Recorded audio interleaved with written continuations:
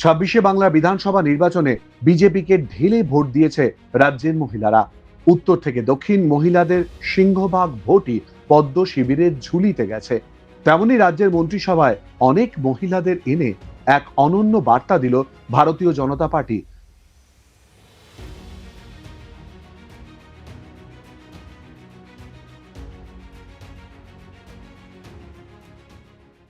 লোকভবনে ১ June সোমবার তৈরি হয়েছে এক নতুন ইতিহাস। মুখ্যমন্ত্রী শুভেন্দু অধিকারীর উপস্থিতিতে একযোগে মন্ত্রিসভায় শপথ নিয়েছিলেন ৩৫ জন বিধায়ক।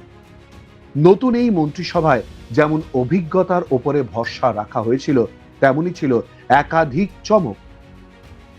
তবে এবারে শুভেন্দু অধিকারীর মন্ত্রিসভায় সব থেকে বেশি নজর কেড়েছে নারী শক্তির জয় জয়কার।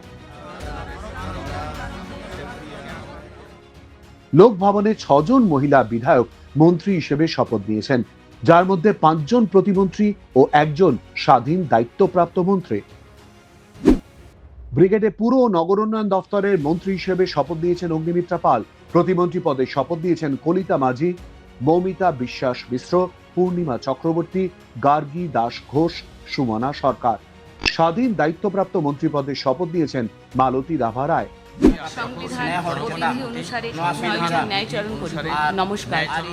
মহিলাদের কর্মক্ষেত্র থেকে রাজনীতি সর্বত্রই এগিয়ে আসা উচিত বলে মনে করেন প্রধানমন্ত্রী নরেন্দ্র মোদী।